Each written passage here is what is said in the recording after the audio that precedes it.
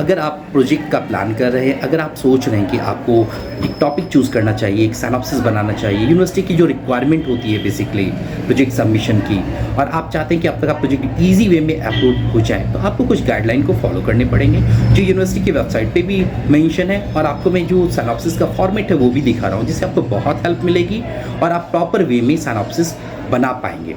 यहाँ पे आप देख पा रहे हैं स्क्रीन पे, जो स्क्रीन है उस पर सबसे पहले आपको इंडेक्स पेज दिख रहा है। इंडेक्स पेज में कुछ कंटेंट्स हैं, जैसे टाइटल ऑफ प्रोजेक्ट होना चाहिए आपके सिनॉप्सिस में, इंट्रोडक्शन होना चाहिए, उससे रिलेटेड स्कोप होना चाहिए, ऑब्जेक्टिव होना चाहिए, ये सारा सेक्शन मेंशन होना चाहिए, है ना।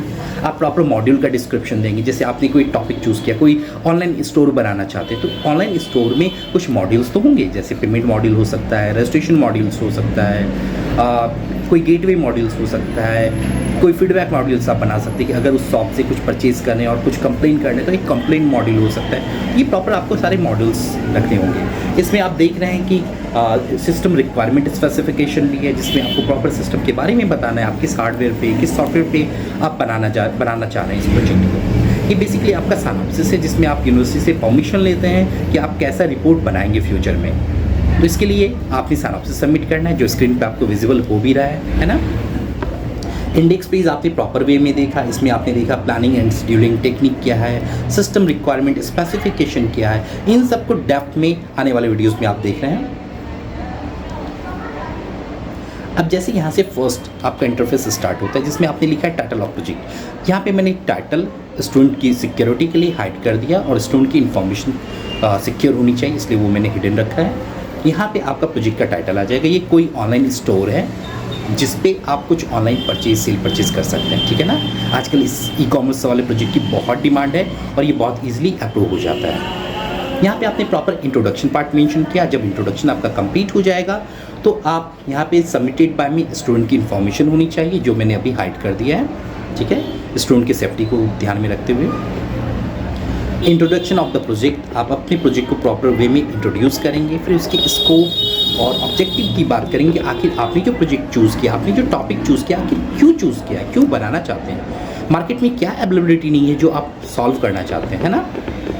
जब ये सेक्शन आप कंप्लीट कर देंगे तो आपको प्रोजेक्ट कैटेगरी डिफाइन करनी है। कैटेगरी का मतलब है कि आप जो प्रोजेक्ट बना रहे हैं, आप जो सॉफ्टवेयर बना रहे हैं, वो बेसिकली किस लैंग्वेज में बना है, जावा में बना है, PHP में बना है, .NET में बना है, उसका डाटाबेस क्या यूज़ किया है, SQL सर्वर यूज़ किया है, MySQL यूज़ किया है, ये सब कुछ आपको प्रॉपर वे में डिफाइन करना होता है। और साथ ही अगर आप कोई सॉफ्टवेयर इन्वायरमेंट यूज़ कर रहे हैं, जैसे ऑपरेटिंग सिस्टम आपने क्या रखा है, तो वो सब आपको मेंशन करना होता है ना।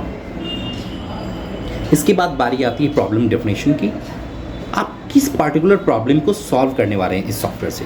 देखिए, लाइफ में जब भी कोई सॉफ्टवेयर सक्सेस होता है वो किसी ना किसी लाइफ के प्रॉब्लम को सॉल्व कर रहा होता है। जैसे व्हाट्सएप आपके कम्युनिकेशन के प्रॉब्लम को बहुत ईजिली सॉल्व कर दिया, वैसे यूट्यूब है, वैसे जो भी आप यूनिवर्सिटी को प्रोजेक्ट सबमिट करें तो उनको आपको बताना पड़ेगा कि आप उनकी लाइफ के, मतलब जो जनरल लाइफ के कौन सी प्रॉब्लम को सॉल्व कर रहे हैं।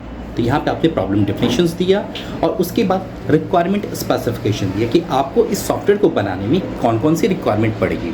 लाइक इसमें मेंशन है कस्टमर मॉड्यूल्स चाहिए, आपको एडमिन मॉड्यूल्स चाहिए, स्टॉक मॉड्यूल्स चाहिए, क्योंकि आप एक स्टोर बना रहे हैं ऑनलाइन, तो स्टॉक की भी एंट्री प्रॉपर वे में होनी चाहिए। उसके बाद पेमेंट एंड डिटेल्स चाहिए कि आखिर वो स्टॉक आ रहा है, कोई परचेज़ करना चाह रहे तो कैसे परचेज़ कर रहा है, पेमेंट कैसे हो रही है, ये सब आपको डिफाइन करना होगा।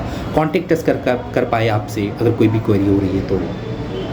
इसमें और भी मॉड्यूल्स ऐड किए जा सकते हैं, इसमें फीडबैक भी आप ऐड कर सकते हैं, कंप्लीट मॉड्यूल भी ऐड कर सकते हैं, रिटर्न मॉड्यूल भी ऐड कर सकते हैं। पर ये यूनिवर्सिटी प्रोजेक्ट है तो आपको जस्ट एक, ये आपका फर्स्ट प्रोजेक्ट होता है। जनरली जो BC के स्टूडेंट होते हैं उनका ये फर्स्ट प्रोजेक्ट होता है, और जो MC के स्टूडेंट होते हैं उनका ये सेकेंड या थर्ड प्रोजेक्ट होता है ना।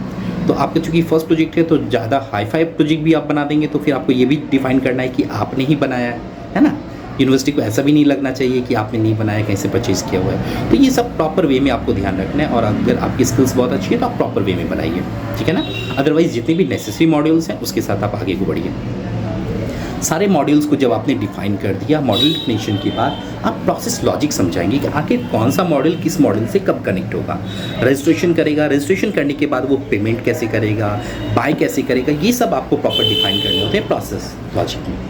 प्रोसेस लॉजिक जब कंप्लीट हो जाएगा तो प्लानिंग एंड शेड्यूलिंग टेक्निक होती है। प्लानिंग एंड शेड्यूलिंग टेक्निक का मतलब है जो प्रोजेक्ट आप बना रहे हैं, आप लाइफ में जो भी वर्क कर रहे हैं, तो उसको कंप्लीट करने में आप कितना वक्त लेंगे।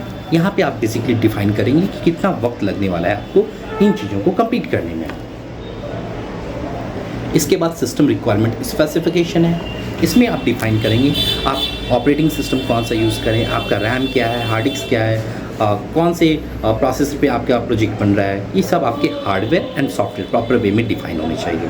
ठीक है, इनकेस कोई भी क्वेरी आप मुझे कॉल कर सकते हैं और मुझे मेल कर सकते हैं, मैं आपको डेफिनेटली हेल्प करूँगा। सिस्टम डेवलपमेंट लाइफ साइकिल में आपको बताना है कि देखिए सॉफ्टवेयर इंजीनियरिंग एक सब्जेक्ट है आपके BCA, MCA, MTech इन सब प्रोग्राम में। सॉफ्टवेयर इंजीनियरिंग सब्जेक्ट में आप सीखते हैं कि जो भी सॉफ्टवेयर की लाइफ साइकिल होती है या कोई भी डिजिटल मार्केटर जो एक लाइफ साइकिल को कंप्लीट करता है वो किस किस फेज से गुजरता है। तो लाइफ साइकिल में आपने कौन से लाइफ साइकिल को चूज़ करके अपना प्रोजेक्ट डेवलप किया है उसकी इन्फॉर्मेशन आपको इस सेक्शन में रखनी है। यूज़ केस डायग्राम, अब कुछ डायग्राम के सेक्शन आपको स्क्रीन पे विजिबल हो रहेंगे। इसमें आपको बेसिकली दिखाना है कि यूज़ केस डायग्राम कैसे आपका वर्क कर रहा है, आपका DFD क्या है, डाटा फ्लो डायग्राम क्या है, कौन सा एंटिटी कैसे कनेक्ट हो रहा है, ER डायग्राम क्या है। इन सबको प्रॉपर वे में आपको डिफाइन करना है, तभी जाके आपके प्रोजेक्ट इम्प्रूव हो पाएंगे। ठीक है ना, ये सेक्शन आप क्लियरली समझ पाए होंगे। ये सेक्शन जो आप देख पा रहे हैं ये है डाटाबेस। जो टेबल्स आपने बनाए, जो मॉड्यूल्स बनाए, उसमें कौन कौन सी एंटिटी है, उनका क्या डाटाबेस होगा, डाटाबेस में उसकी एंट्री कैसे होगी, कौन सा प्राइमरी की बनने वाला है, कौन सा सेकेंडरी की बनने वाला है, कौन सा फॉरेन की बनने वाला है। ये सब की प्रॉपर एंट्री आप करेंगे और वो आप दिखाएंगे डाटाबेस के थ्रू। डाटाबेस का टेबल जो होता है वहाँ पर आप बनाएंगे। ये स्ट्रक्चर बहुत इंपॉर्टेंट है। टेस्टिंग पार्ट को आपको लिखना है कि आप इस प्रोजेक्ट को बनाने में, सॉफ्टवेयर को बनाने में कौन कौन से टेस्ट यूज़ कर रहे हैं और जिसका टेस्ट का प्रॉपर एनालिसिस आप रिपोर्ट में भी लगाते हैं। इंडस्ट्री क्लाइंट इंटरफेस का मतलब ये है कि ये जो प्रोजेक्ट आप बना रहे हैं वो आप अपने लिए बना रहे हैं, यूनिवर्सिटी के लिए बना रहे हैं या किसी इंडस्ट्री के लिए बना रहे हैं, तो आपको टिक करना है। अगर आप इंडस्ट्री के लिए बना रहे हैं तो यस कर दीजिए, अगर आप यूनिवर्सिटी पर्पज से बना रहे हैं तो नो कर दीजिए। पर्पस क्या है, फ्यूचर स्कोप क्या है, ये सब आपको प्रॉपर डिफाइन करने हैं। और लास्ट में आपको बिब्लियोग्राफी लिखना है, इस प्रोजेक्ट को बनाने में आप कौन कौन सी बुक की रेफरेंस ली है। ठीक है, इस वे को फॉलो कीजिए, आपका डेफिनेटली सिनॉप्सिस अप्रूव होगा।